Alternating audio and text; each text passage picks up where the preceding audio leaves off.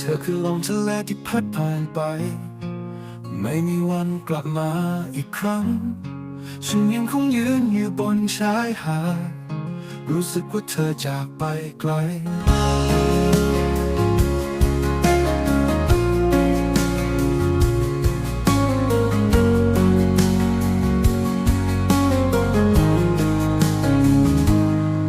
เธอคือลมทะเลที่พัดผ่านไปไม่มีวันกลับมาอีกครั้งฉันยังคงยืนอยู่บนชายหาดรู้สึกว่าเธอจากไปไกลเธอคือลมทะเลที่พัดผ่านไป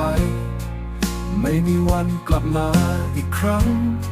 ฉันยังคงยืนอยู่บนชายหาดรู้สึกว่าเธอจากไปไกลคลื่นกระทบฝั่งเสียงดังก้องเหมือนเสียงหัวใจที่ร้องไห้ฉันยังคงยืนอยู่บนชายหาดรู้สึกว่าเธอจากไปไกลเธอคือลมทะเลที่พัดผ่านไป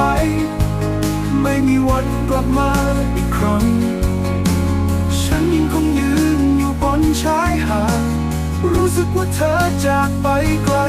เมื่อวันนี้ฉันยังคงยืนอยู่บนชายหาดที่เรารู้จักฉันยังคงรู้สึกว่าเธอจากไปไม่มีวันกลับมาอีกครั้งฉันจะเก็บความทรงจำนี้ไว้และปล่อยให้เธอไปอีกรักเพราะเธอคือลมทะเลที่พัดผ่านไป